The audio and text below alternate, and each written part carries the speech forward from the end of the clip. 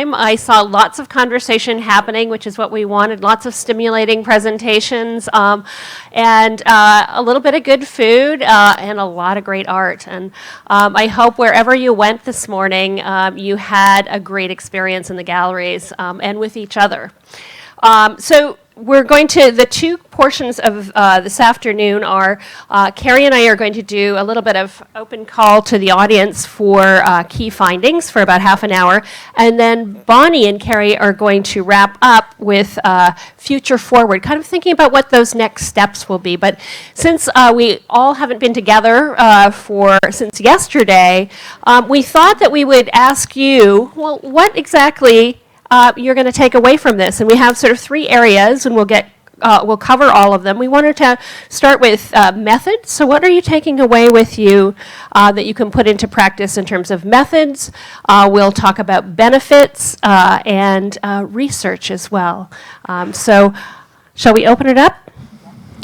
We have mic. We're recording everything in this room, so please wait until someone with a mic comes to you before responding, and please introduce or reintroduce yourself. Any methods or practices that you saw that you thought, you know, this could resonate with me. I'll take this away. Yes. Oh, and someone is bringing you the mic. Thanks. Rowan Braverman from Yale. I was asked if I would sort of give my sort of sense of what we had learned during these 2 days. And the thing that I noted down was that there really is a wide variety of ways in which we've used art, from very restricted use, say at our place at Yale, just for strict observation, to other institutions where dance and music and narrative, etc., has been incorporated. And in those institutions where a lot of these different art modalities are being used, obviously it's clear that they're being directed toward wellness, relaxation, empathy, or in a shorthand word, trying to make medical students human. And and what I've realized over the past, I don't know, several years, from reading the CVs of medical school applicants and reading the CVs of dermatology resident applicants, it's become clear that they have CVs that run on for pages and pages. And they've been doing this activity and that activity and this being an officer here, an officer there. And that really says only one thing to me. It means that their college education has really been diluted. To have that much time to do these kind of activities means that the courses that they're taking, whether it's in science or humanities, are not as rigorous and dense as they were in my day. Because in my day, we could never have done all these things that they are listing that they're doing. So part of the problem we have in the medical schools is we are doing remedial work. We're doing remedial work in the humanities, what has not been done in the colleges. And, but that's the way it is, and I think that's the way it's probably going to be. So it seems to me that this is very important to do, and that was one point. The other point was, I realized today from this wonderful demonstration that we had over at the Metropolitan with Dr. Pessar, who was using a surreal painting for her psychiatry clerkship, teaching students how to use the correct language to get into the patient and be able to discuss things with them, that there really probably is a genre of painting that is probably useful for all our different specialties. And so the narrative, ambiguous kind of paintings we use for our medical students in general and who works for dermatology. On the other hand, these abstract pattern paintings would be extremely useful for radiologists and for pathologists and for ophthalmologists, for all the pattern reading people. And so I hadn't really thought about that too much, but when I saw that demonstration with the psychiatrist, that really blew me away, because I realized that we probably should be doing more things like that, or could be doing that. And then the final thing I'll mention is a personal experience that I had on Taiwan, and it goes back to what I just said about colleges here. So I was invited to Taiwan 3 summers ago to give a demonstration of what we do, because they wanted to introduce this observational skills thing into the medical schools in Taiwan, and they've done that in a couple of schools now. But what they discovered was that in Taiwan, you went to medical school from high school. It wasn't from college. And they suddenly realized that they had these young men and women who, up until the time they about to enter medical school, had been in a rigid educational system where they were not asked to think at all. All they had to do was repeat what the professor told them. And now they had young people who were going to be doctors who actually had to think for themselves. And how are they going to convert this institutionalized way of teaching to a more Western way? And their way was that when the students came in over the summer, they had to read several books. Whether they were graphic novels or not made no difference, but they had to read these various humanistic books. At the end of the summer, they actually were examined on them to see what they got. And they were hoping that through narrative, they could suddenly convert these very rigid thinking, monolithic student into a modern, Western, free-thinking student. How that's going to work, I have no idea, but I saw them in the library all reading away. Great, thank you. And other people who want to, and again, we're going to go through these 3 categories, and there will be a free period at the end for anything that doesn't come up. But anything else, something that really kind of excited you, inspired you, something you saw that you'd like to steal and reuse around methods? Yes. Joel? And then, yeah. Well, Carrie, since you asked, the demonstration, the exhibit we had at 11 o'clock, which involved touching sculpture, sketching sculpture, touching it, and You must have had a great educator. we had a fantastic educator, although she made me feel somewhat uncomfortable at my own inadequacies at time to time. Anyway, that was just an idea, the idea of sketching an object of sculpture and then actually touching it. And I don't know if Ruth is in here, but we spent lunch talking about how we're going to steal that idea and shamelessly try to do something similar in Ann Arbor. Please do. This lady with the scarf here was next. And Nancy? Right here, or the blue scarf? Yes. Woman next to Nancy.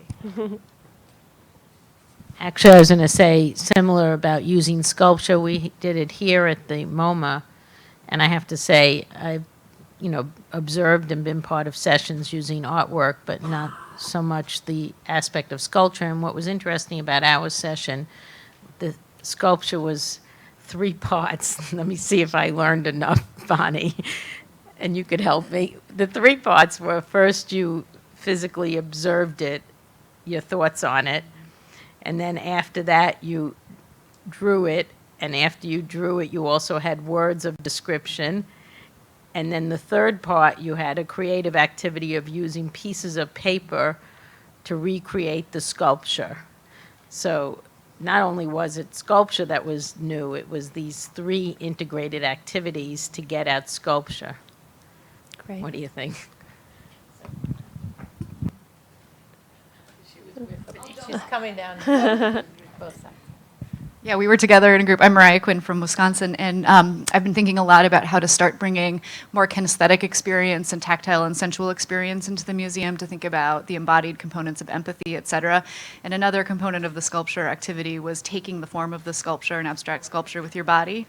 And I found that a really nice way to connect our observation skills to the sort of feeling in our own bodies and self-awareness, mindfulness, et cetera. So I'm definitely stealing immediately. Great, that's interesting to hear. I spoke to someone who was using the Boal method of theater of the oppressed. I can't remember who it was, but if you could raise your hand. Yes, would you want to just maybe comment on that? When we were talking about movement and experience, and she said, yes, I'm glad you raised that. Could you talk a little bit about Boal and how you use that in your practice? Sure, and I can connect people to, I'm Gretchen Case, I'm University of Utah. So Augusto Boal is a theater practitioner, and his theater work falls under what he called theater of the oppressed. And the idea behind it is that he talks about the audience as spect actors. So you have actors who are on the stage playing out a scene, but that everyone who is watching is also doing something. And one of the things that's most useful for is one of his forms of theater is called forum theater. And you bring it to a community and say, you know, what are the problems we're trying to solve? And you have actors act out the problem, and things don't end well, right? So it's a problem, things don't end well. And then you turn to the spect actors and say, and what can we change? And it's a little bit more to it than that, but the idea behind it is that everybody can either offer suggestions or go up and take the place of someone, and you try to get to better, and you try to get to multiple answers. So it's not we're going to solve the problem with one answer, but what can we change here, what can we change here, what can we change here? I use it with residents to practice difficult conversations, and I usually have an actor play the doctor and the patient or the family member to begin with, and then ask the residents, okay, what would we change? And I try to get them to step in, but they can only step in for the doctor, because you can't change the other person, right? And so then we come up with several things that would make that interaction that's not going well better. I could talk a lot longer than 2 minutes, but just like look up Augusto Boal and Theater of the Oppressed, and I do it, and Jo Ryan is here somewhere, and she knows about it, and I can connect you with lots of people who do it if you want to do that embodied stuff. And it's interesting because increasingly more artists are doing performative work, and art museum educators are looking to Freire and Boal in different kinds of ways of more actively engaging people with art practices and interaction and participation. Hi, I'm Sarah Wilson McKay from VCU in Richmond, Virginia, and totally stealing the idea of layers of vellum for the drawings, and then writing down. This was from Brown, Jay Baruch, and I'm forgetting who was with Jackie. Sorry. And the layers of vellum to keep track of and note areas of interest, and then keep track of your questions and how they change in terms of over time, and then the final reflection where you actually reflected on your change in thinking, and so that metacognitive piece is exactly what we're after with our program with nurses. So it was incredibly useful. Great. Yeah. That idea of reflection and taking time for reflection seemed to be a theme and a thread and a need that was expressed throughout as well. I'm going to insert my comment. This is Joy being the moderator. I got to participate on the tour of Ruth Slavin and Joel Howell from Michigan, and I, like Ruth said, I think up here in a breakout session, as an educator, you over-prepare and then try and, recede into the background and just facilitate. And I feel like I'm always walking that line and trying to figure out how to not over-facilitate. And Ruth did a masterful job of letting us, as the participants in the group, feel like we were doing it all on our own, but we weren't. And it was inspirational for me. So just as a practitioner, seeing someone else and remembering, to trust the audience to be able to do the work. Anyone else? I watched Jackie Delamatre's tour just at the very end, and they were looking at Picasso's Demoiselles, and ending with a question, ending with the ambiguity. And I was remembering Alexandra talking about actually the question about the book about the dog and getting inside the dog's head, and how we can never be inside a dog's head, but similarly we can never be inside an artist's head or each other's heads. And just thinking that as much as we would like to be able to explain what something is, it also always should raise more questions because that ambiguity is something that we have to live with. So that's one of the things that I was thinking about. And I also attended part of Horace's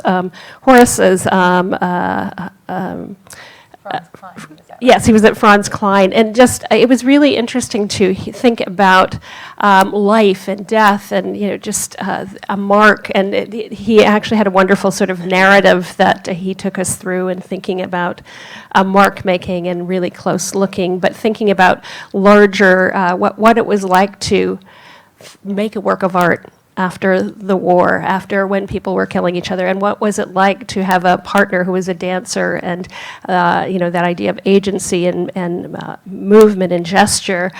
So what was it like to be that person, and starting to kind of ask those questions, but not have any absolute answers, but it helps you guide the looking and thinking about it, but looking at larger world issues as well. Anyone else? What about benefits? What were some of the benefits that we articulated? I was really quite interested in the language, particularly the medical community used to talk about benefits to students, to patients. We can pique your interest with the notes that we took throughout the past 2 days, thinking about the next topic we're going to get into is research, and I think the benefits part is, why do we do this work? What is important about this work? Was anything new articulated for you over these last two days? I know one thing that really stood out for me was hearing physicians talk about the importance of comfort with, and even learning to kind of love and relish in ambiguity, which is something as a educator at a modern art museum I think about a lot. Right. But it was really reassuring for me to hear the physicians talk about it, and made me think that maybe I need to even work that more deeply into my curriculum. And also, I think we heard about safe spaces and the idea of being in a place where someone wasn't going to necessarily die, or there wouldn't be an emergency of life-threatening, that would be a place where you could actually feel and connect. And I loved the idea of the sharing bed news exercise, and thinking about what it would be like to have felt you failed at a conversation, or didn't have the words, and in the busy space of life, not having the time to reflect on that, how to have that conversation, and also when it went badly, how to share that or acknowledge that or process that even. The idea of context, I think that the patient is not just the disease, and that actually that attending requires, even going to someone's home and really looking at what surrounds that person in their life as well. The humanity of artistic expression as a way to access and connect to the self and to others. But empathy and serendipity, who said serendipity? I'm trying to remember who was the person who talked about serendipity. And it's interesting because the language was not about kind of measurable things, but things that aren't measurable, and I thought that was pretty interesting. And I hadn't thought about the benefits, and I can't remember who it was, but it was someone who was sitting right there yesterday, maybe it was you, talking about the benefits in terms of the culture of medical schools and of medical centers, and that is a whole area of thinking about benefits I hadn't really thought about. And my colleague, Dr. Langer from Columbia, started us off in that first open call session, What's on Your Mind, about thinking of the state of the profession of being a physician. And over the last 2 days, I've been thinking a lot about medical schools that embrace this kind of thinking and programming. I would think it would be a great research area to think about how that affects the culture of their institutions. And I wonder if someone like Delphine, I'm putting you on the spot, but you exist in the medical school at Columbia, kind of alongside this program. So our program fits into the foundations of clinical medicine. And could you speak to how it affects the culture of how these narrative medicine seminars affect the culture of the medical school? Well, I can't say what it would be like without them. So I think, there's no randomized controlled trial here. I think that the fact, a lot of the words that you're using, things like safe space or questioning or acknowledging the importance of ambivalence are things that sort of flow, or context, that flows through our entire curriculum. So this is just one, one arm, one tentacle, you could say, that we try to, we promote, obviously, but we also just make things mandatory. So it's not, if this is your interest, step through this door, go through this door. We say, you are pluripotent, so we want you to try these different things. We want you to feel uncomfortable. We want you to actually be kind of angry and annoyed that we're making you do these things, because there's a lot of things we do in medicine that are difficult and make you feel uncomfortable. And I was actually telling a story with my group about when there's a difficult patient in a difficult situation, let's say a dying patient or a difficult family, how that family or that patient is often the door that the residents or the medical students or even the attendings don't want to go into. And so we talked about the importance is the places that you don't want to go are the places you really have to go. And it's not about you. So anyway, I just think it's part of the curriculum in many different ways, without being too forceful or punitive, but also trusting that our learners are willing to try. And that they're really clever and curious and they are dedicated. So giving them these opportunities has really been wonderful. And we make them write a lot, and then we make them look at their own writings, and we read their writings and respond to their writings. And one way that we respond to their writings is always ending with the question as well. Because there's always the next door, there's always the next patient, there's always the next challenge. So I think we can do a lot more. Oh, I'd say the other thing is obvious to all of you too, that there's the whole thing that, allowing space in their week to do other things outside of what's programmed. At Columbia, there's a lot of acting, there's a lot of student-run clinics, there's a lot of arts that are they're not part of our curriculum. And we have to give them time to do their laundry, but also maybe be in a play. So, thank you. And what you made me think of is the ability to practice these skills and develop these habits that are so important, but not unique just to art museums or to best practices in medical thinking, but to give people opportunity to practice these. Ruth made us go today to works that we were repulsed by and explore why. So if you practice that in the art museum and you practice that in the hospital, then again it starts to develop into a habit that is. And the other just really quick benefit, of course, and why we're all here today, is just that sense of affiliation that we have and the idea of acknowledging the group we're working with. So whether it's the affiliation in a room with a patient, whether it's in a group of students, whether it's with a group of people we don't normally work with, or whether it's your clinical team, sort of acknowledging how beneficial having those affiliations are. And I think that this was an exercise in that. So thank you. Yes, I'm Jean-Luc from the Montreal Museum of Fine Art. I will ask a question that was asked by Audrey Scheffer, Dr. Scheffer, this morning at the Frick Museum. What's in it for the museum people or the museum themselves? So what came out is kind of credibility, because we're not as well perceived in society than doctors.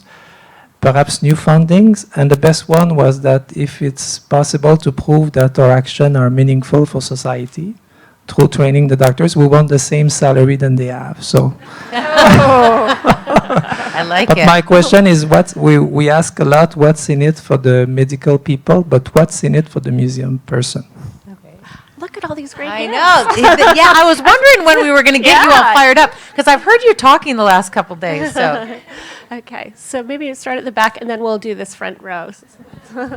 So actually, I had asked that question of my two colleagues from the Philadelphia Museum of Art. I mean, because I've gotten a lot from them, but I asked them that very question, what has it meant to you?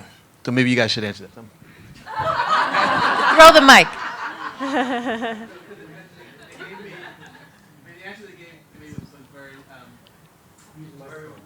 The answer they gave me was very rewarding to me, because it felt like it had, because again, they had done a lot for us.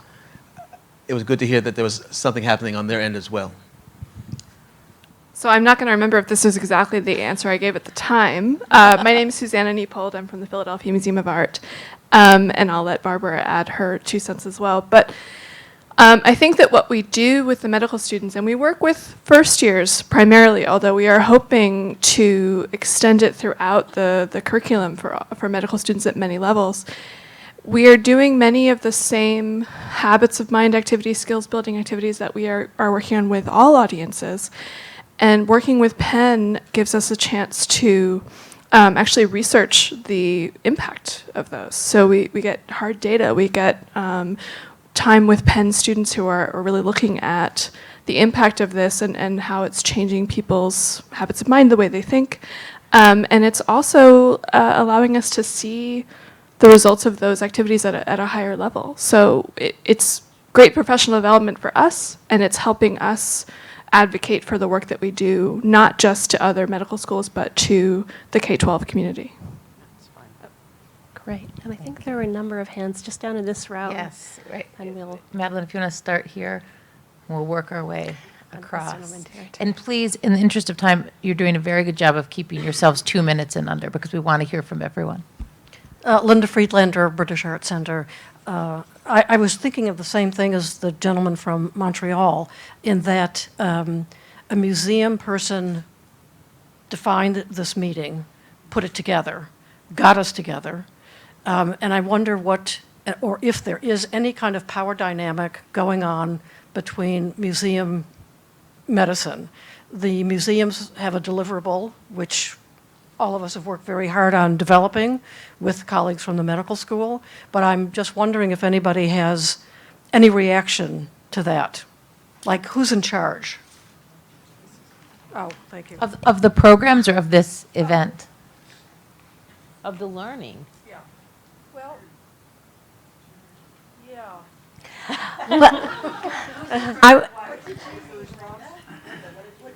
What did I mean? I'm asking,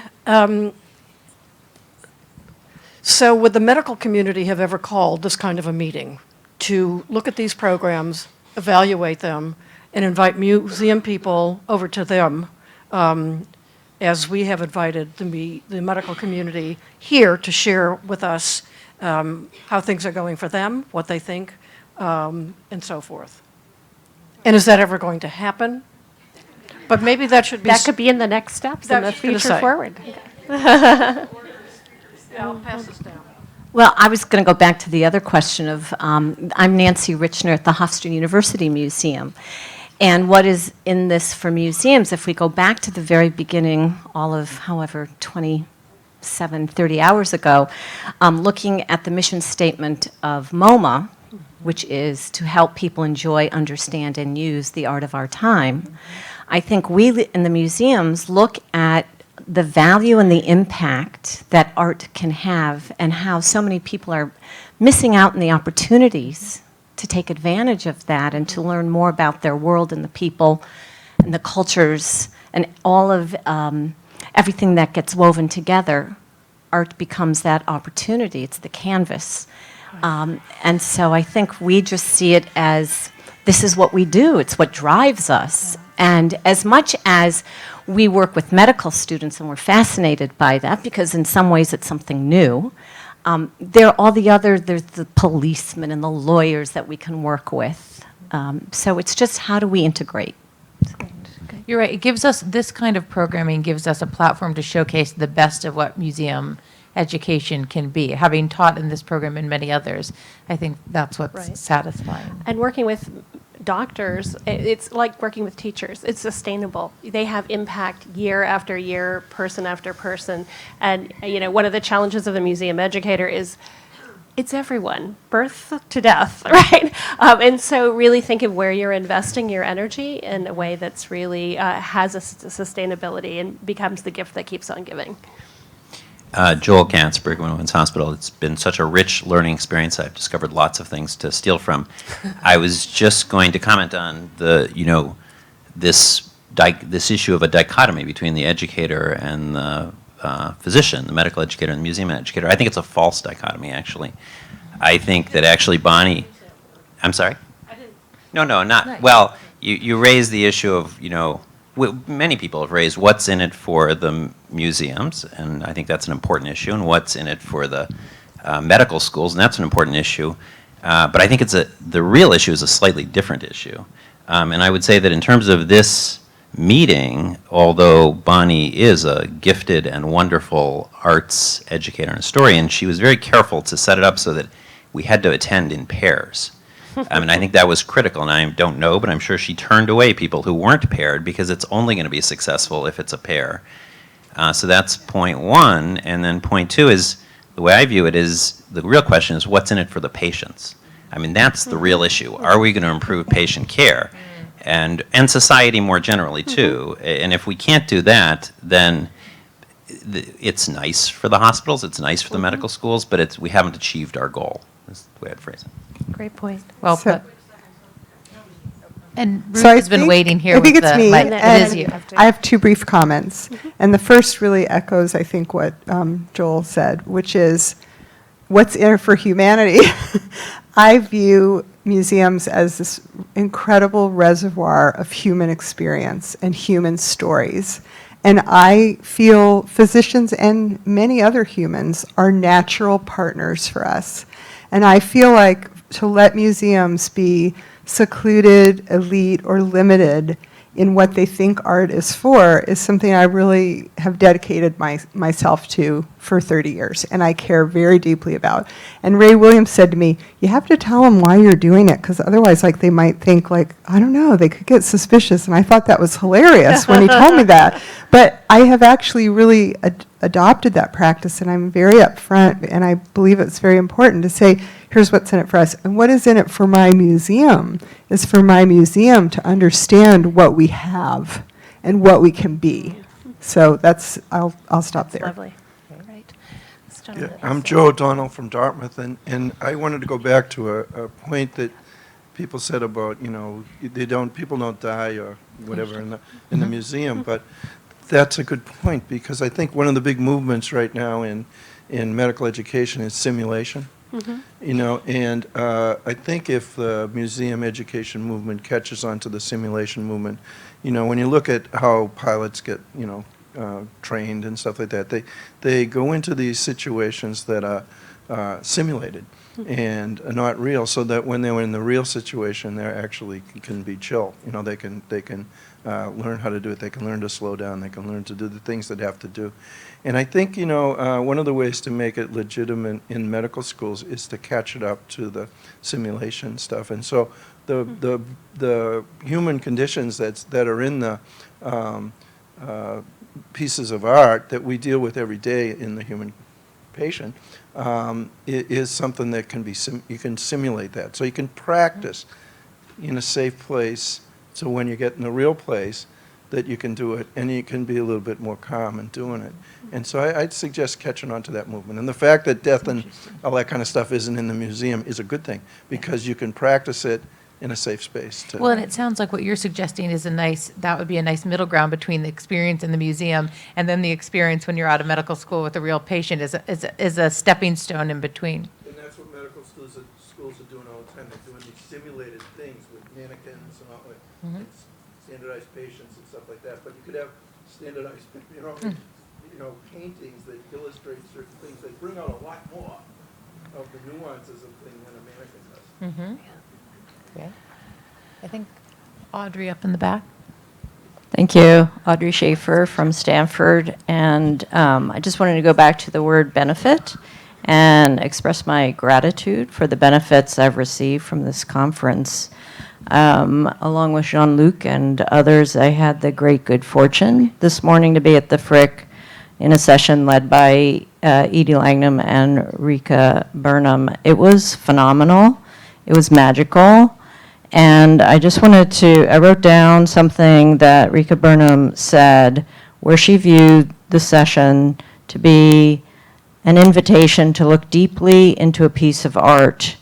And for me, as a physician, I feel that basically my interaction with my patients, even though there are all these overlays of transactional experiences, economic, and things to be done, it is basically a humbling experience and an invitation to dive deeply into another human being's experience. And I feel immense gratitude by that. The session this morning reminded me of how important that is, and so thank you for that. Great. I think this one last. Thanks, Audrey. So just a few thoughts, Martin Cohn, Cleveland Clinic. I'd like to echo this notion of being aware that we are elites working with one another, at least in Cleveland. There's a big funded effort, Alicia, I don't know if you're here, or other Cleveland people, in the university's Circle Initiative for the museums and the medical schools to work with neighborhoods. That's where some of our work has been, and hopefully more of it will go. I want to just add one thing about making difficult situations for medical students maybe a lighter word is complicate, rather than making it really rough or nasty or whatever. But so we use the word complicate often. But I want to challenge the notion that maybe it might be better if more people died in art museums, considering the way people die in hospitals. And we're operating out of this heroic notion of medicine. I think we need to question that as well. The current issue of New England Journal of Medicine has a wonderful essay about the need for a new Ars Moriendi. What could be a better place for people to die than art museums? So provocative. I like it. I'm seeing our new after hours program. Come die with us. I honestly, this is one of my favorite comments. I think it's big thinking, and we appreciate it. Yeah. Bonnie said she's had it happen. Yes, I'm does happen on Bonnie, I'm occasion. going to invite you up here to join Wendy, and I'll sit there and go back to the role as the timekeeper. All right, well then come. Stay up here. We have this set up as two different sessions, but I think it's becoming clear that we can all just keep talking about what our key takeaways have been and what we want to do in the future and how we want to collaborate and what burning ideas are coming. I can't see a thing.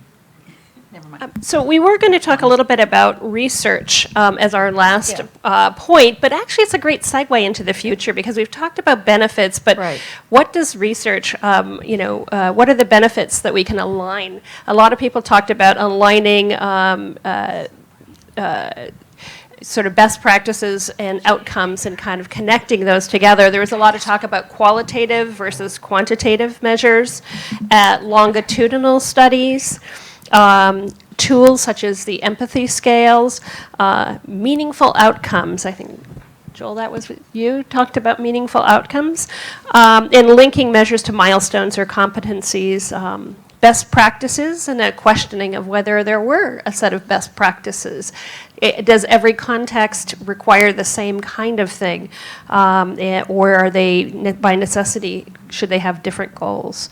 And also the kind of a disdain for rote teaching and memorization as and that need for another set of skills. So I think that said, I mean, there were some larger issues about research and what it should look like and how it might move the field forward, how that might move this practice forward. So I'm going to turn that over to you guys. What would you most love to be able to prove? Whether or not we're going on the dying in museums, doesn't matter if it's practical. First, big thinking, what do you wish you could prove that these programs do?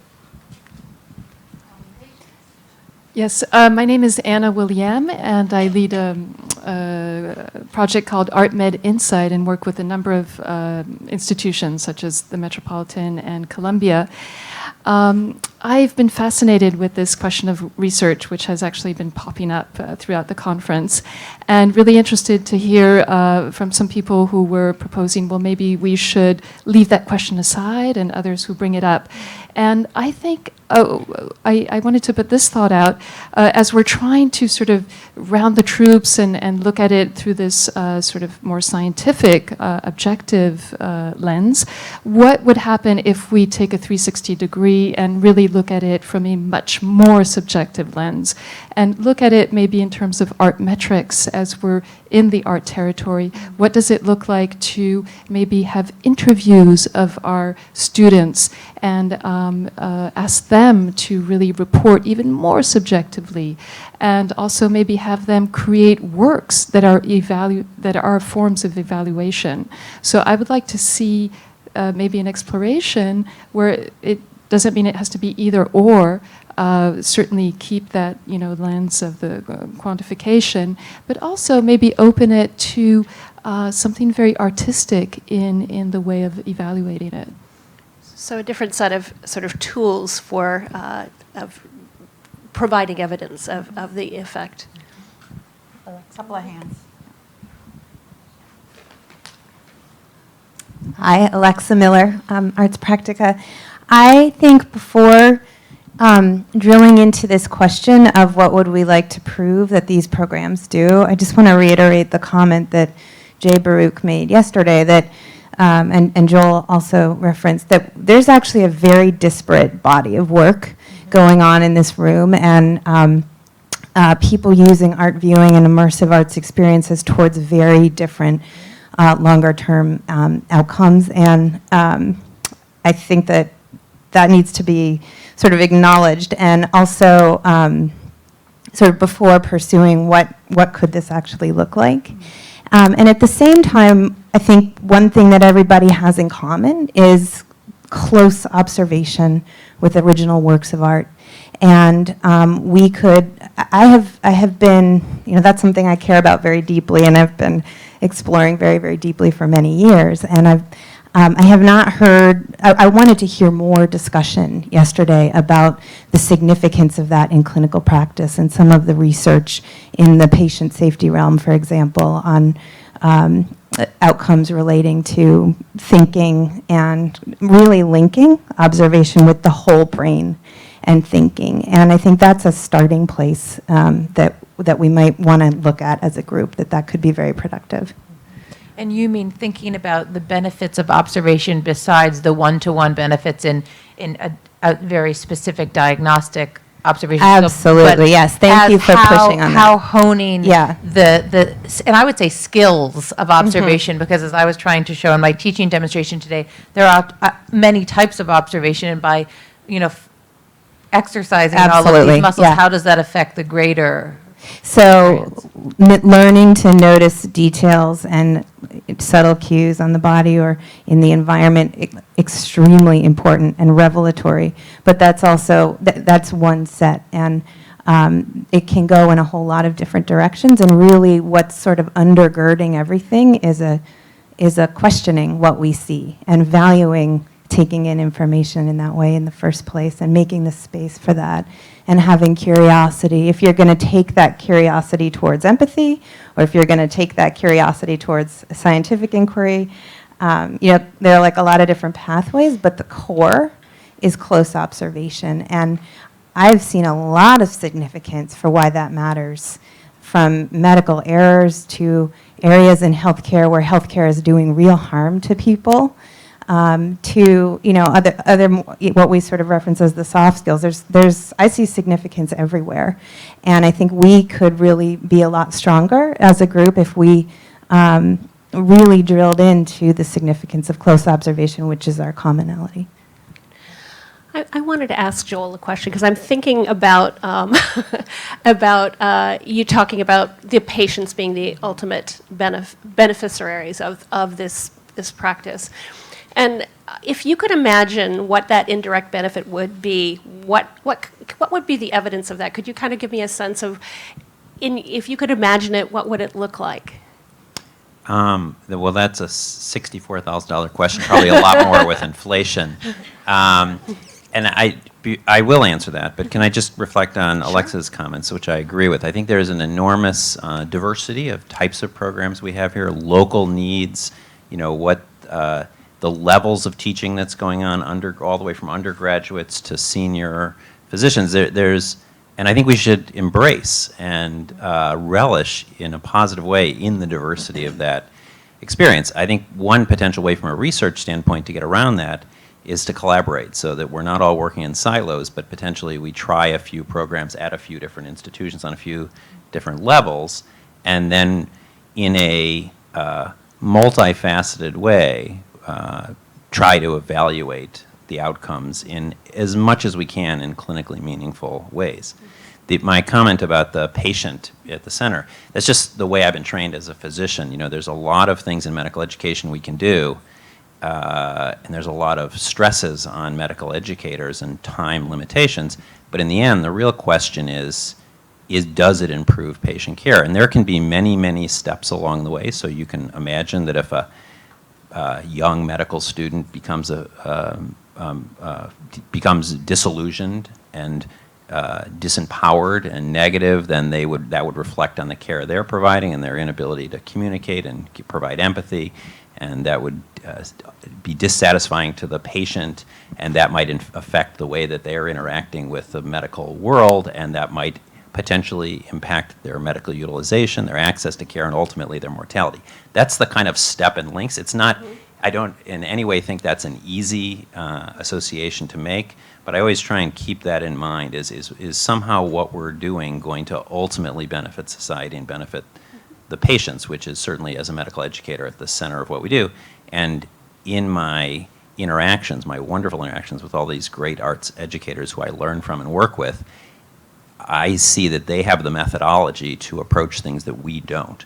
And that's been the beauty of the relationship, is that we each have our own expertise that will make that more possible. Did that answer what you're saying? So I think it's always hard with medical education or education to measure change in patient care that Joel sort of mentioned, but we can work towards looking at change in behavior of people who are involved in these programs. That's what you do with simulation. You look at change of behavior.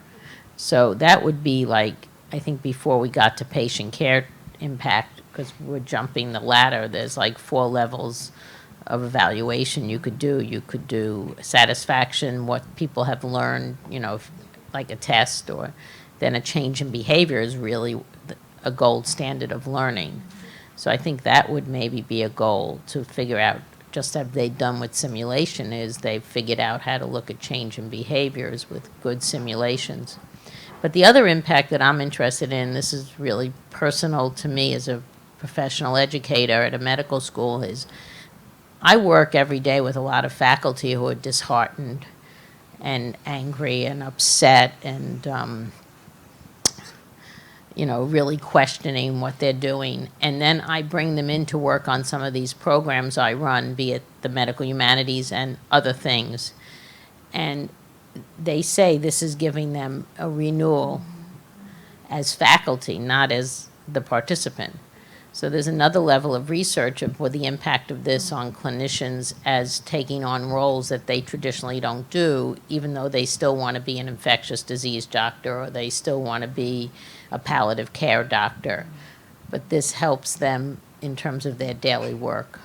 So it's another area of I research. think what you're saying talks about the cross benefit too, that for the doctors, they still get to be doctors, but they get to honor this other part of themselves Right. that they don't. And I think that's true for us as And the to museum study. educators too. We get to, you know, dabble in and learn a little bit about healthcare and being a physician, and it's just equally, I Right. see other people sharing.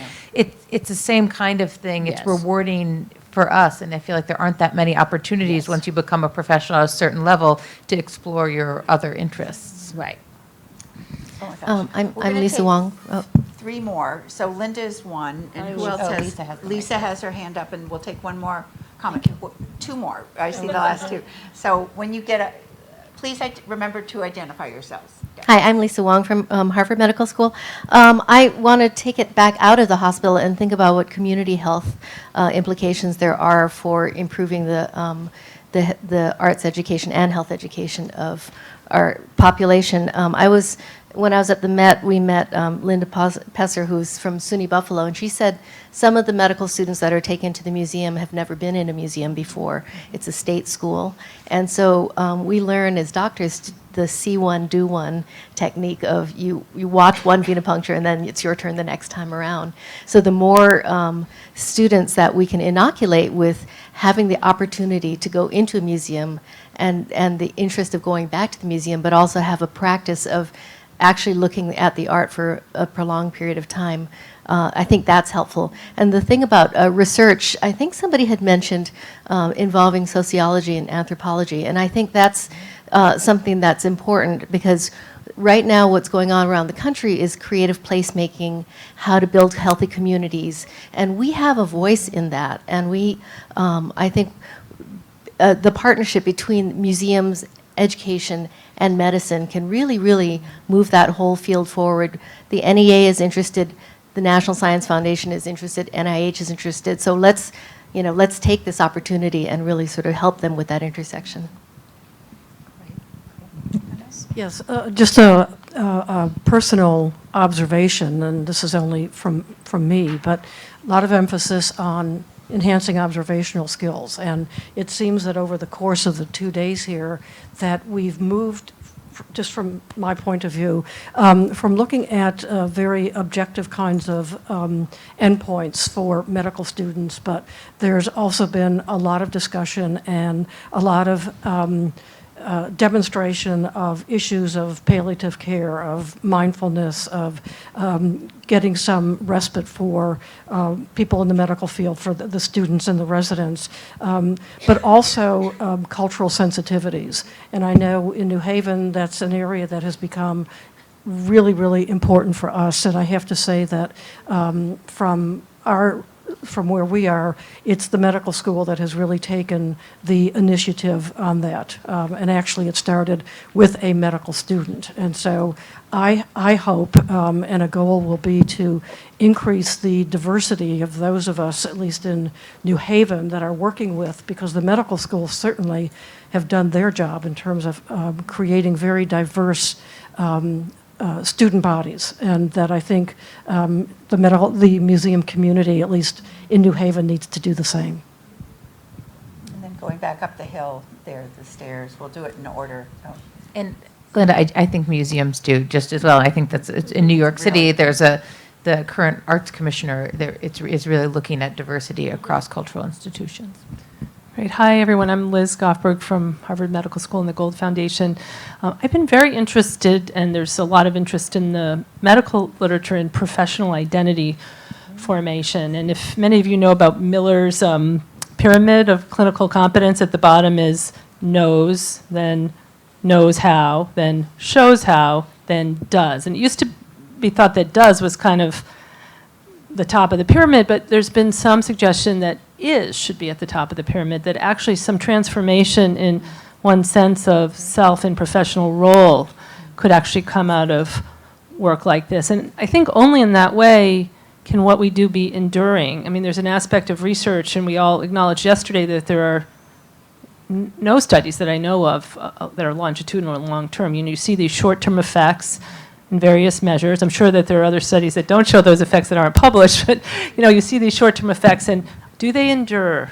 Are they? But I really do believe that the kind of work that we do, engaging people with close observation of works of art, having the debriefing to me is as important as the time looking, because you're reflecting on the experience you had intrapersonally and then interpersonally, and I think that through that process you can actually render transformative changes in individuals who then go out and work together, and they begin to change culture. They change the way that they relate to each other, to patients, to colleagues, the way they care for each other. And so I think we're getting at the identity of individuals and also the cultural identity of medicine through this work. I think there's really that possibility. And I agree with, I think it may have been Joel, that one way to do these sort of longitudinal studies is we have to collaborate. We have to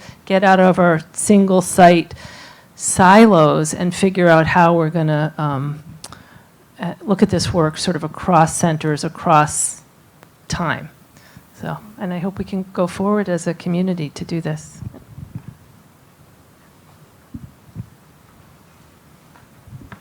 Joel Harrell, Ann Arbor. I want to go back to the big picture of how this can make our patients better and suggest that we should, I mean, that's obviously, that would be a wonderful goal. That would be wonderful to demonstrate that arts programs lead to doctors taking care of patients and patients doing better.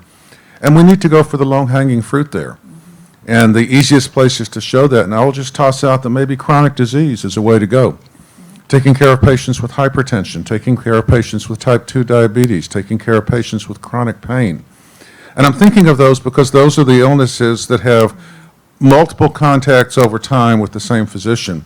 And those are the illnesses where the quality of the relationship that one has with one's patient can be determinative in part as to whether my patient believes me when I say this will make you better and you should try this.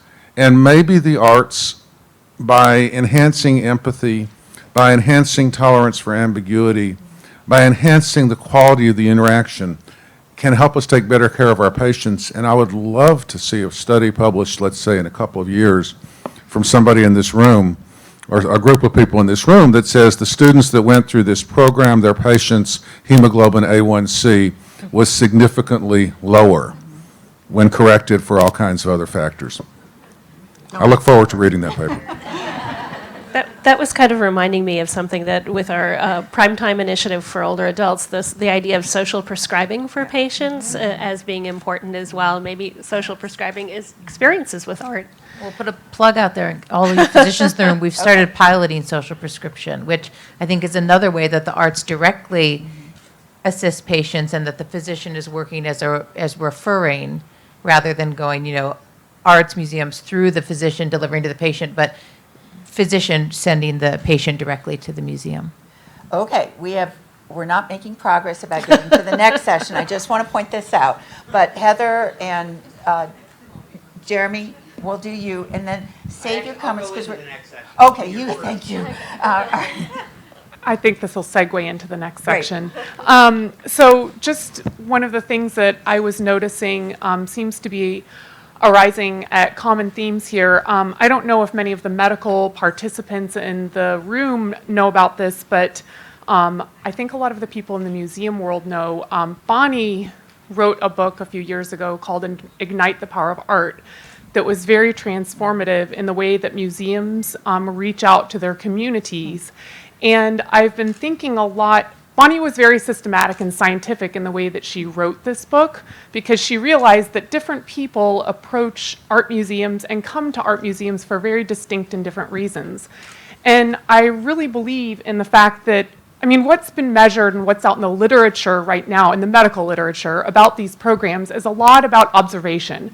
And it's focused a lot on, can students, you be more descriptive and use more adjectives, et cetera, But I think what I've heard a lot arise from the discussion is that it's a lot more than just about being able to be more descriptive in your language. And some of the rubrics that I've kind of just jotted down to myself is tolerance for ambiguity or open-mindedness, resilience, empathy, elimination of burnout, sense of physician wellness,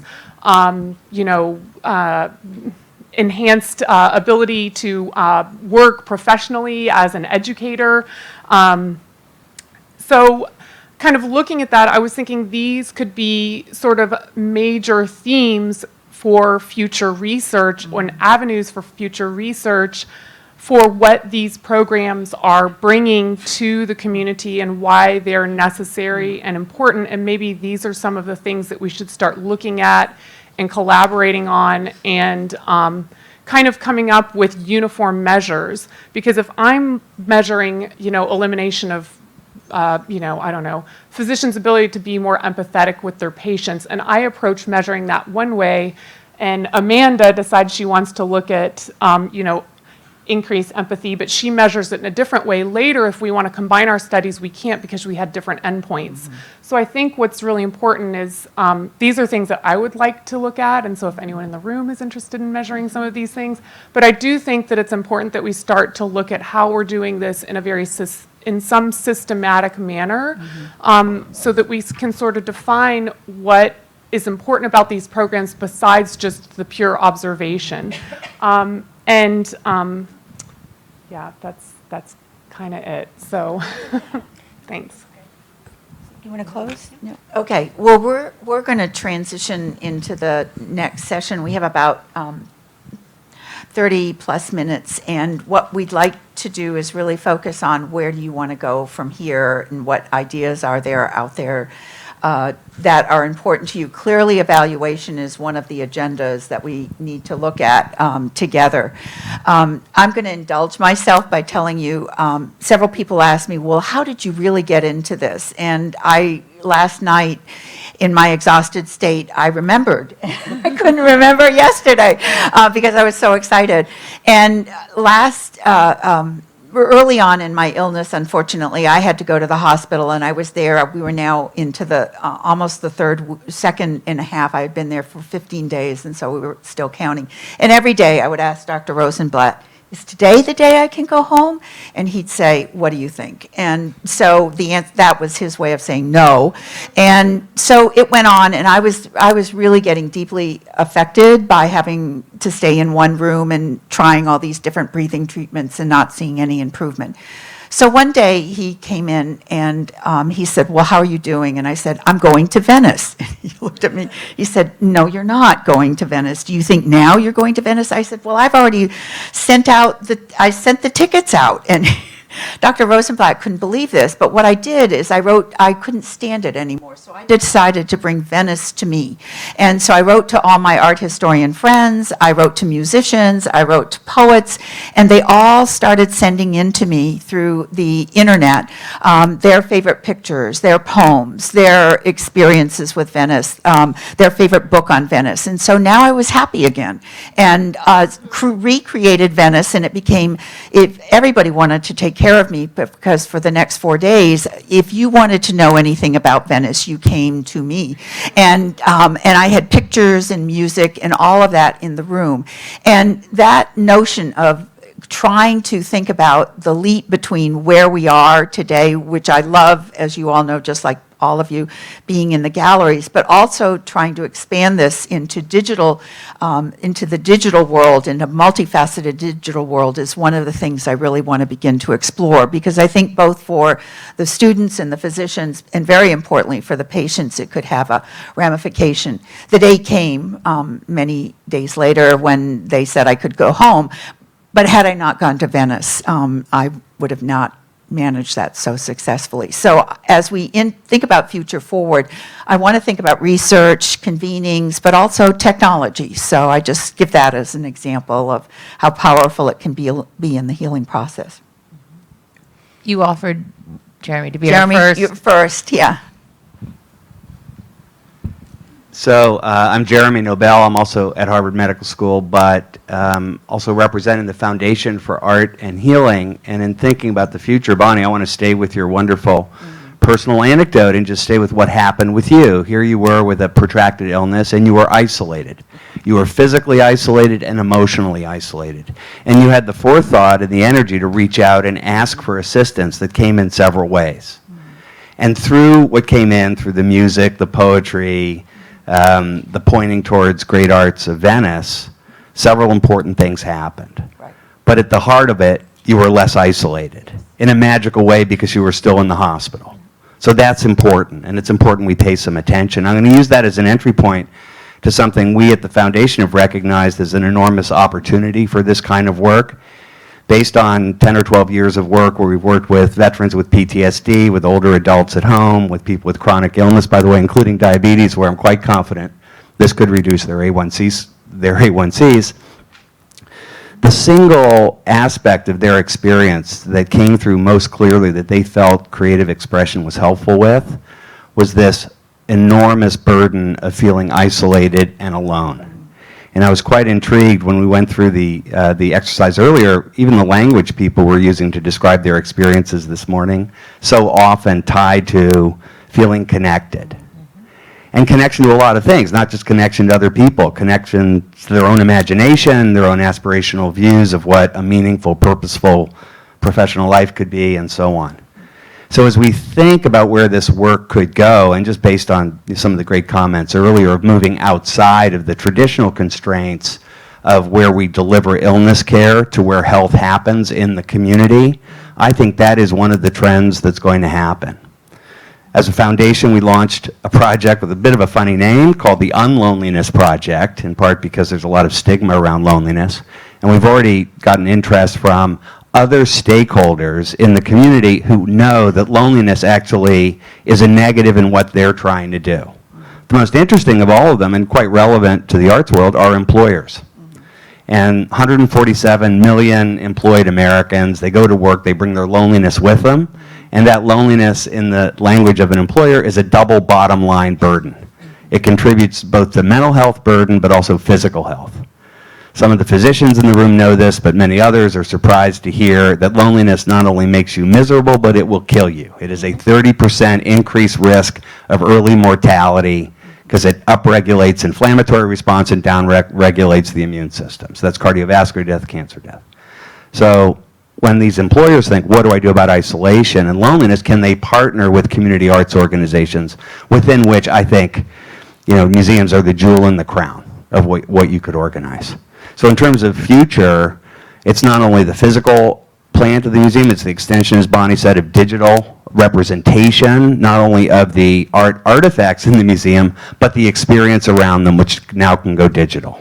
It makes me think, too, that one of the ways that we get to improving patient care is to help future physicians feel confident and competent to share with and model to and demonstrate to their patients the importance of staying engaged culturally.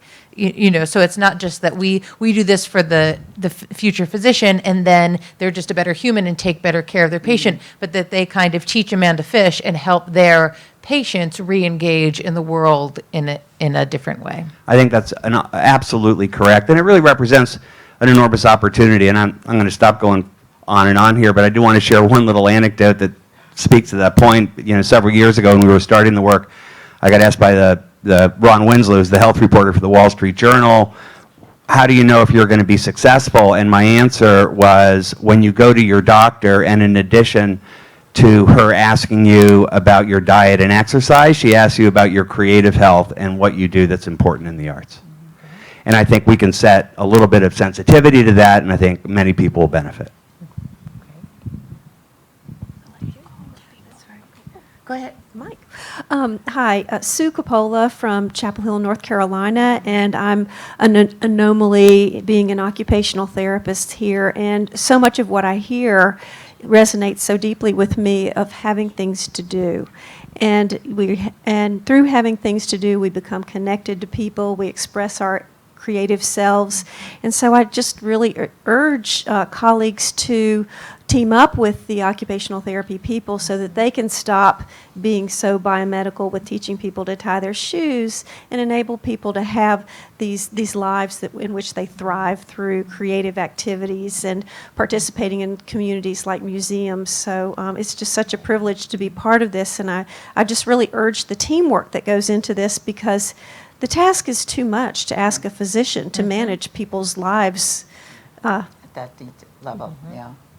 In fact, our social prescription program at MoMA only works because the geriatric practice that we work with has social workers, and they work in a team, so the doctor refers them to the social worker who does the heavy lifting, getting them to us. Gretchen was going to be next, and I see a hand, but I don't see. A body. That's okay.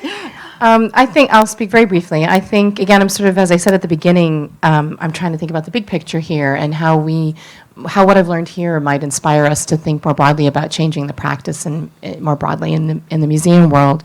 And I'm certainly thinking with one hat on my head, which is my university museum hat, which many of us are involved with university museums, and how it is that we should work harder to bring the arts across curriculum and to help students, no matter what it is they're studying or majoring in or hoping to be someday, but to make sure that they have access to art and to art education and to objects and to all of these incredible conversations about empathy and understanding and dealing with ambiguity and thinking more broadly and healthily about many things. I'm also thinking, too, about the role of our museums as community partners and the incredibly important role that we have. I mean, I've always said I feel much more like, you know, I'm not an art historian, I'm a social worker. You know, that I believe that art museums have a responsibility to make their communities better, and that means making conversations. I love how someone said, not just a safe space for difficult conversations, but really engaging people in uncomfortable conversations and the kind of growth and real knowledge and self-understanding that can come there. So, and I'll end by saying that for me, the magic of all of this begins with these objects. You know, to hear Ray and Vivian and their colleagues to talk about 2 objects in the Met, and of course I shouldn't have put eye makeup on this morning because I sobbed through Ray's beautiful presentation and conversation this morning. You know, that this is powerful stuff, and the objects that we care for and read about and think about and teach every day, this is magic stuff. And the more we can connect people to the objects in our collections, the better off we'll all be. So that's my thoughts. Okay, we'll go, why don't you all the way to the back first, back, and then we'll come back down. It's a little hard, just so that you know, those of you that are beyond the halfway point, we see We have these shadows. So I think it's Jay up there. Jay right there, so stand up. Yes, and then. I don't know if I want to stand up with the comments I'm about to make. Yes, you do. So this is an incredible meeting. It's been an honor to be part of this, but I feel like I need to be a little bit of a devil's advocate if we really want to move the conversation forward. So I think we have to be really careful about working the aims of this type of work too hard. You know, I think it's great to say we like to think this work is going to make students more empathic. But the truth of the matter is that, you know, I count on their families, I count on their religious groups, I count on the furry creatures in the forest from which they came from to make them empathic. You know, and I think it's really challenging for us to say we're going to make you more empathic by spending time in the art museum, because, God, you know, for the cynics in medical education, they're going to go, like, is this a real meaningful goal? And so I think we might set ourselves up for some difficult conversations by making such grand plans and some grand aims. Secondly, so I think we need to become more concrete and realistic and maybe more specific in particular about what our goals will be in the curriculum that you develop. And then secondly, with all the conversation on measurement and outcomes, I really do feel that you can have good, valid, qualitative research. And the question isn't whether it's quantitative or qualitative, but whether it's rigorous. I think the notion of rigor is really important. And that means a little bit different than having the testimonials that we all have about the value of the work that we've done. But it's actually a rigorous analysis. And as my colleagues here have said, that there are people from other fields who do this type of work expertly. Not lastly, unfortunately, I hope we don't let outcomes, I hope we don't let whether we can measure something dictate what we do. You know, so I feel sometimes we choose how we create our curriculum is somewhat defined by whether we can measure it. And I think Liz really, her quote yesterday was totally amazing, and captured that tension. The role of technology. So this is the tension I'm feeling.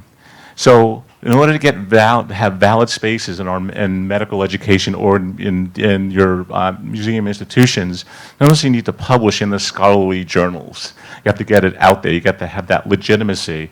However, so few people actually read those journals, you know, and incredibly expensive. So how are the museum people going to read the medical literature?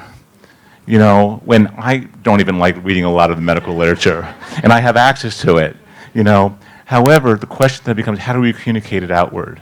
You know, and I'm really intrigued about the role of social media and using the internet and creating spaces that are public spaces that perhaps we can get this, whether it's an online journal, whether it's an online ideas space, that is created by both sort of museum educators and medical educators. That's not just for us, but it's for the public, so the public can be informed about what we do. On that note, I don't know, I got here a little bit later yesterday, so I don't know whether this information was out there, but this is the first meeting I've been into in the last 2 to 3 years that did not have a significant Twitter presence. And there was every single meeting I've been in has had a hashtag.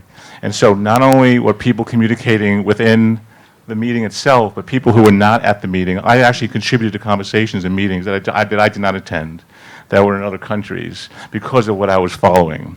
So I think that also helps push the conversation forward, because we know there are so many people doing great work who aren't here.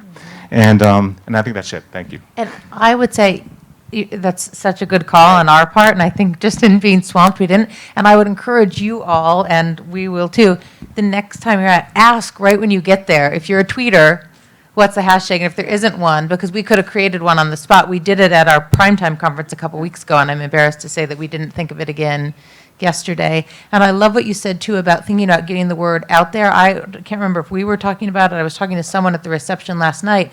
Besides all of the research, think about, Atul Gawande gets an article in the New Yorker about checklists, and all these colleague friends of mine who aren't doctors read it and start talking about it at bars. Like, if we also thought about some of the writers within the group who could get really compelling stories out in popular media to raise interest and awareness of this work. There's some in the back. Yeah, okay. I can't see them. Yeah. There- There's a brand new blog called Reflective Med Ed. Did any of you start that? Oh, okay. All Can right. you send it to me? Yeah, I can send it out to Mhm. everybody, yeah. It's a way to write Right. in a blog No. format. Yep, Great. that'd be great.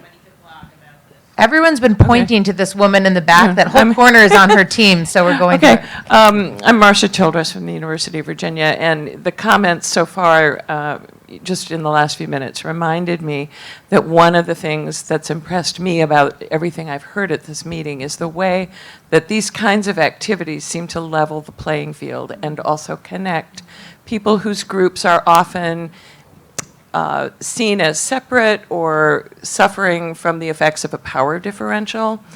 And so Bonnie's story about Venice reminded me that one of the things this kind of activity can do is remind us that our patients can take care of us.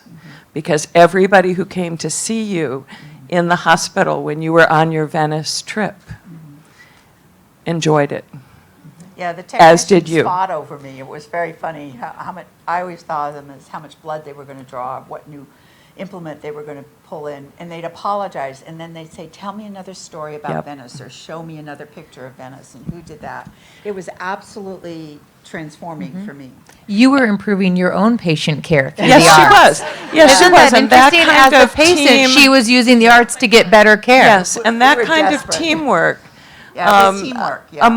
Among disparate professionals Yeah. and patients is really quite healing, and that kind of connectedness is fostered Yeah. through this sort of activity. It kind of triangulates through the interaction with the arts. Ray So gave me thanks. the idea last night to try and get the nurses that I'm working with and the medical students that I'm working with together, and to think about these different hierarchies within medical systems, and how could, we use the arts to kind of break Yeah. those down and have a human experience together.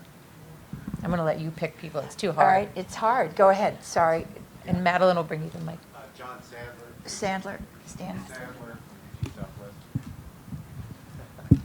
That's John Sadler from UT Southwestern. So I am new to this group. So say your name again, because. John Sadler There we from go. Southwestern. I'm new to this group, and it's almost by accident that somehow Bonnie sent me an email. I don't know how she found out who I was, but she did. When I met her, and this is a follow-up to I believe it's Jay's comment about the whole networking thing. At the start of the conference, I came up and said, "Are you trying to put together some sort of, collaborative organization?" And she looked at me with abject terror. But having said that, this group seems to me to be congealing into some sort of coherent identity, and it would be a shame for it to lose its sort of momentum as a collective of some sort. And one of the ways to do that is with a Twitter account. Another one is with, an email listserv. Another is a blog, a place for some people to go and people to discover. Right. Would be a way of moving this forward. Thank you, John. And just to remind everybody, we sent you the link of all the roster and the who's who, so you can learn behind the scenes and also the more formal email addresses and so there were 2 documents. And it's all on, the who's who was only for us. That's not posted on the website. But the other document, the roster of participants is complete. So all of your names, addresses, and many of you have multiple organizations that you support or lead. And that's a great resource. And it's on the O'Donnell website. So if you need it, just go to the email And I'm address. guessing the terror isn't because you don't think it's a good idea, but you don't want to Well, own it and run it. So if yeah, there are, yeah, it's an open call.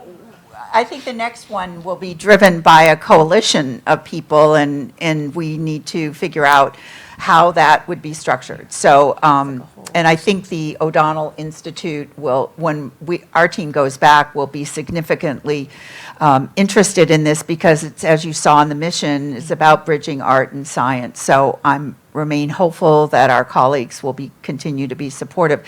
But this one was driven by this personal desire to bring together all of you and to learn from you, which has been exciting. So, and that you came in pairs was really critical to the conversation. Go ahead. Carolyn? Yeah. All 3 of you. All can 3 go. of you, just three pass it blonde around. I'm just women going to right be now. really brief. I'm Caroline Gazer from Houston. And Bonnie, you wanted me to speak to this. There's a large waiting list, as you know, of people who wanted to come, and a couple of people are on that list who I know, but they aren't current partners. And as many of you know, people move around a lot, both in the healthcare industry and the museum world. And so I had really important partners in Cleveland who I don't have anymore, but they are people that I keep in touch with. Right. And I just think that, had we maybe opened things up technologically, if there could have been a Skype site or something, where they could have spoken, that would be one way, to address that. And so I would love for them to be part of whatever we do going forward technologically.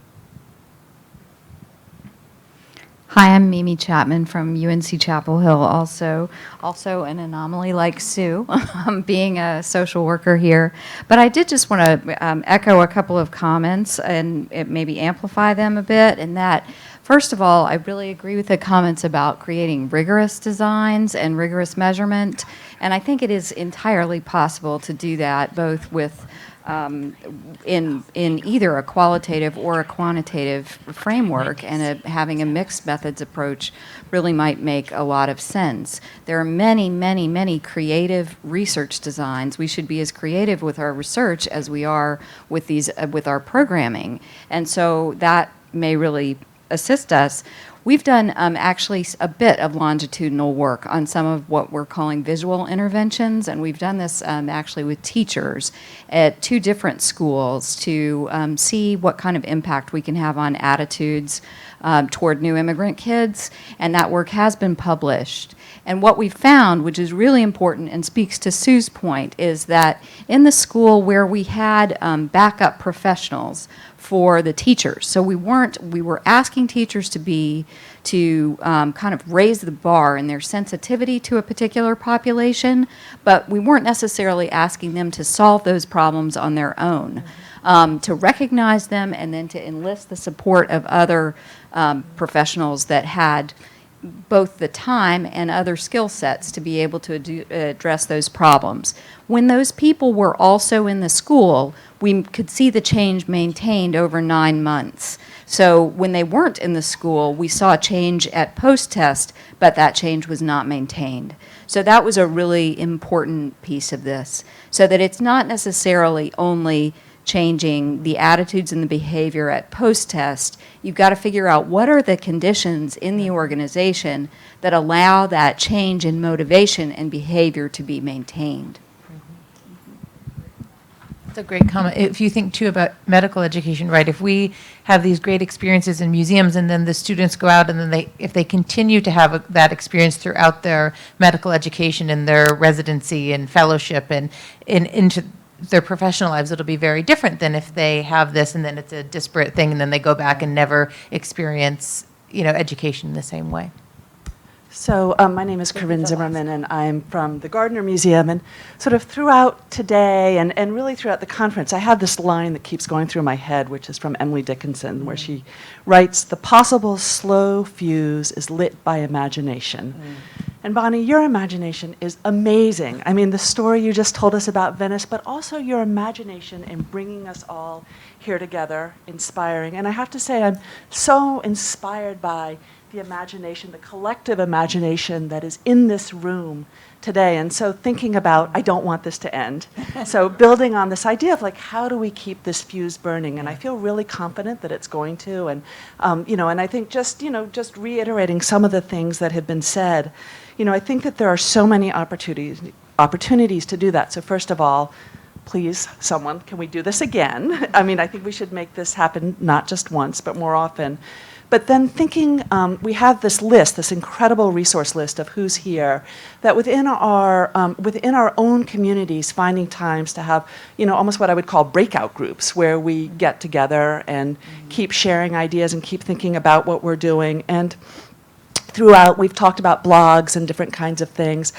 There have been so many resources that have been mentioned. I would love to get a bibliography going of things that people have said. And I'm looking forward to continuing to talk. I think that there are lots of organizations that have other ways of doing models for doing collective research. I'm thinking about NAEA and this large study that they're doing on K-12 education that's a collaboration between several museums. But mostly I just want to say I'm just the power of imagination and thank you, Bonnie.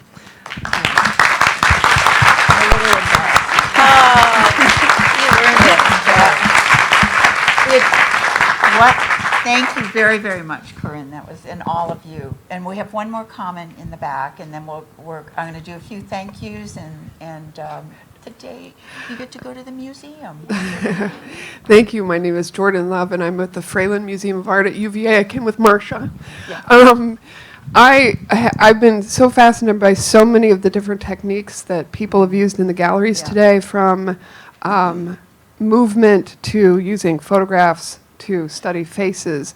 And it seems as though, and I know there's an interest from especially what Jay has said, an interest in some sort of rigorous qualitative or quantitative longitudinal studies in the future. And I think I want to remind everyone that in the museum field, we can adapt programs to study specific things. We've kind of created this workshop to improve communication, tolerance for ambiguity, a number of those different bullet points, but we can adapt our programs to target specific things. We have 3 different programs at the Fralin. One that is common to many museums that works with Alzheimer's patients and their caregivers and does art making. We have another one called Heart of Medicine, where we use art to have discussions about end-of-life care and about dealing with death, then having conversations about death with medical students and nursing students. And then we have our clinician's eye, our visual analysis skills type of workshop that I run as well. And so you don't have to have one program that tries to do it all. We can adapt to have programs that specifically target empathy or specifically target one particular skill if you want to set something up to measure that skill or try and measure empathy or try to sense a change in attitudes towards Alzheimer's patients, towards geriatric communities. And so we can work together to develop that. It may not exist right now, but we have the skills to do it. So could be a way forward. If we want to do what Jay has said, we can adapt it to target specific things. So, you know, the sky is the limit. So thank you very much. I've learned so much from everyone. And I'm going to turn it over to Bonnie to close, but the last housekeeping thing, if you didn't get a MoMA ticket for today yet, Mary has them in the back of the room, and they're right outside on the table. So grab one, and you can leave and come back. It's Thursday, we're open till 5:30, and there is a bar in the garden that is now open. So if you are ready for a drink and more conversation, because I was going to close my comments with echoing what Corinne said. In between the next formal meeting, we all travel for conferences and personally, and now that we've met each other, you know, look up on the who's who, and we can let each other know when we're in each other's cities, and we can have coffee, have dinner, because I found that over the years I've been here at MoMA that a lot of the interesting partnerships come out not just from these formal meetings, but from the informal conversations that happen in between. So thank you for attending on behalf of MoMA, and I'm going to let Bonnie take it away. Well, the MoMA team has been amazing, and Wendy and Carrie, I cannot imagine, and Mary, how we would have ever done this without you. Your passion for excellence and your amazing detail has made everything go beautifully. And I know everybody in this room appreciates the work that you did, so thank you. And then I want to thank is Sarah and Katrina in the back, who are from the O'Donnell Institute, who handled all the logistics, getting us in here and out of here, and memorizing your names better than I did. So I'm so grateful to them and what we're going to be looking at next. I woke up this morning and there were only 2 emails from you all, and I was like, oh no, what am I going to do? I sounded like my 2-year-old granddaughter. Oh no, I have to go to Venice, yeah. But one of the things that came up in this, and I'll follow up after in the next month, is many of us post our curriculums. For example, on the O'Donnell website, you can see the full curriculum with images of the artworks that we use, and it's a brief description, but the syllabus is there, and Amanda and Heather and I all work on it. And so we have our years up there, and I'm going to say if you either have a syllabus or you post it on your website, or if you want to share one, that will be part of the bibliography. We're going to work on the bibliography. We just couldn't get it done in advance, but we know that's there. And one of the other things many people brought up was the practices, to me personally. And so I need to kind of think through that, and I'd ask the group to think through that. What would be really useful, you know, because we all approach this so differently, and they can be mesmerizing in person, but reading them, you know, just on a piece of paper, you may not get that magic that happens. So I'm trying to think that through. So if you have ideas specifically, I mean, many of you I know brought lesson plans or overviews, and we could compile those and put them up, whatever you want. But most of all, I want to thank all of you. This would not have happened unless you had given up days of your life to be here and contributed so generously to this. So I personally just want to say thank you with all my heart, and you've both inspired me and given me the passion to move forward with new ideas. So I look forward to working with all of you in the future, and thank you for this time. Yeah. We're all done. Go see some art.